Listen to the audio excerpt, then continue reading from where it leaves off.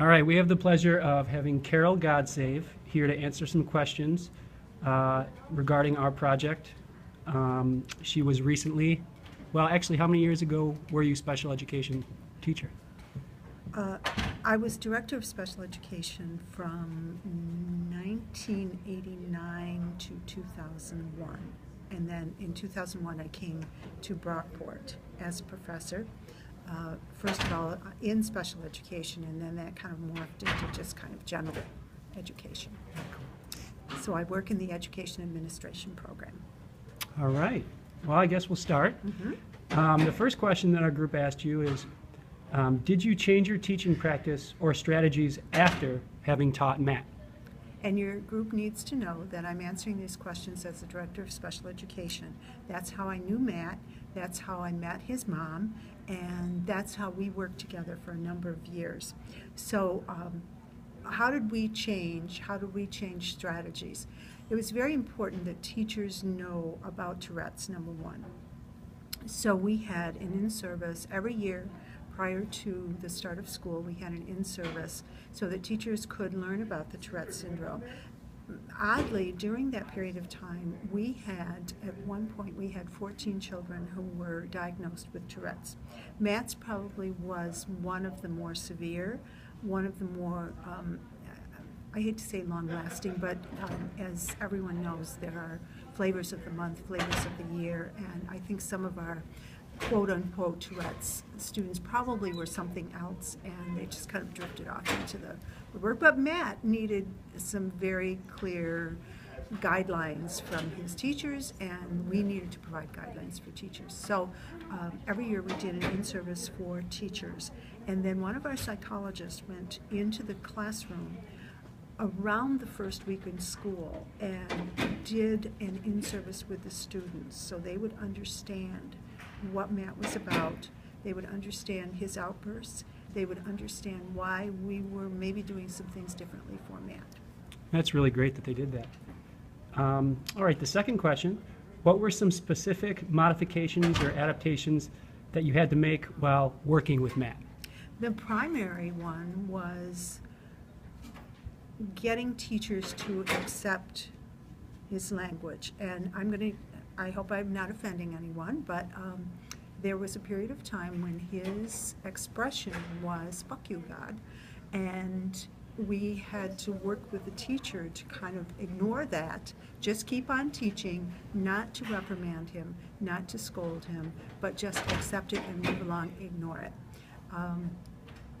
Some of the other modifications we made actually are in the book, and they aren't so much about our school, because our school really embraced Matt, his needs, but when there was a period of time when Matt was at a different school, a more restrictive setting, placed there by his parents, because there were so many issues at home, because she also has 2 other children with Tourette's, and Matt's outburst would really set everybody up. So it's like throwing a ping pong ball in a whole thing of ping pong balls. They just all were going.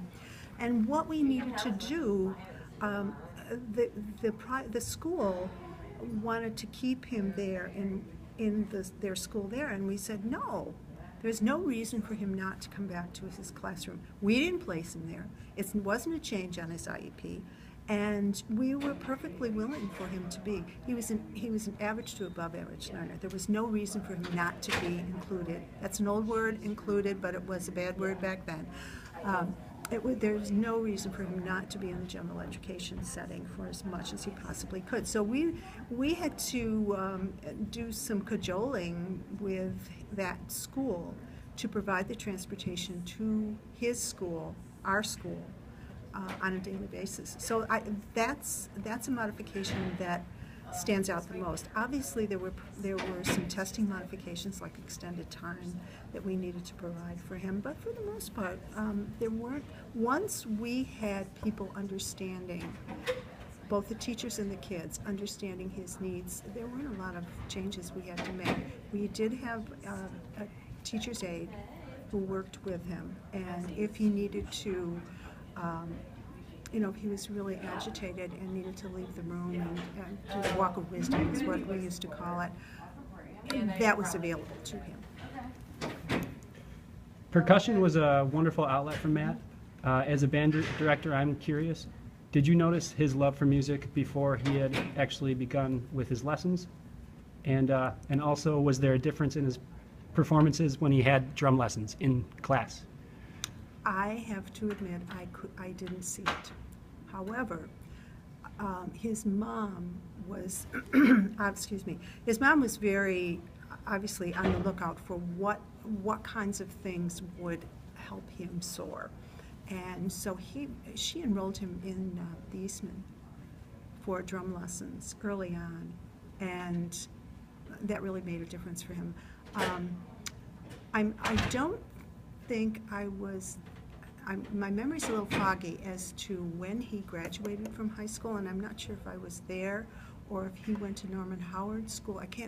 That's a little fuzzy for me, so I can't really tell you at the high school level, how much the music department embraced that. So can't answer that question very well, sorry. That's okay. All right. Teaching a student with one behavior disorder is a struggle, obviously, but I'm sure you had to deal working with him with quite a bit of issues, having all three that he had. Can you kind of talk about having a student with 3 behavioral issues and how difficult that was to work with? Well, and it wasn't only that.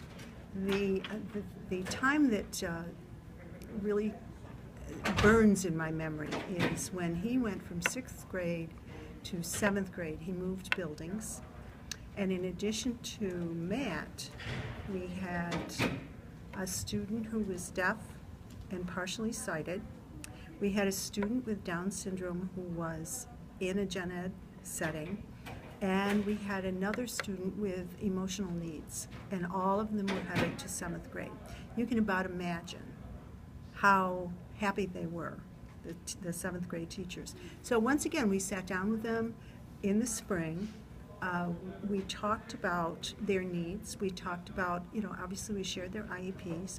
We shared all of the services and resources that would be available to them, some of them being interpreter for our deaf child, some of them being the teacher aide for Matt, and then provided any supports that we needed to do during the year.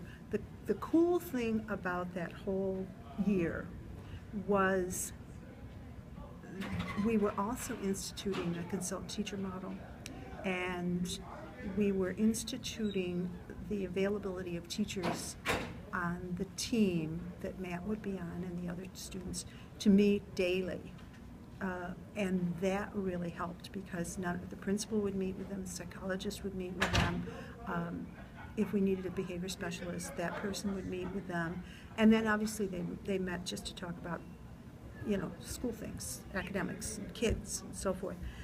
It worked so well that by the end of the year, when they were doing a training for the next year's teachers, it was like they came up with the idea, that it wasn't our idea, and that was very,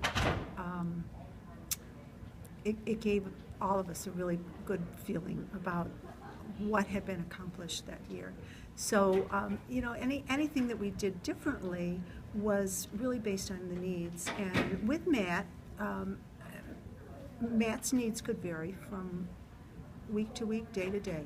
And we just were there to help support the teachers, provide any additional resources that needed to be done.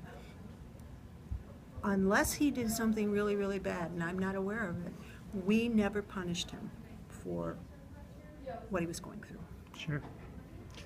And I'll cut it kind of short just because I know there's a lot of these. One more final question.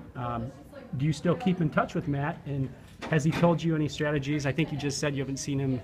I haven't seen him, but I see his mom. And has his mom said anything about his behavior and how it's changed? Indeed. We, whenever we're together, of course, the subject turns to Matt and how well he's doing. I think what impresses me the most about him, he's probably one of the few students I've seen who's taken his disability and done things with it. You know, there are a lot of other students that I've had that I'm very proud of, and very proud of how they've managed with their disability and worked through it. But in Matt's case, he's really said, this is my disability and I want to tell you about it. And I want to help others with it. And that's just, I think that's really remarkable of him. I think he's in Philadelphia right now, right? Yeah. Yeah. Well, thank you so much. You're And welcome. we appreciate it. And you've added a lot of information for us. We thank you. You're very welcome.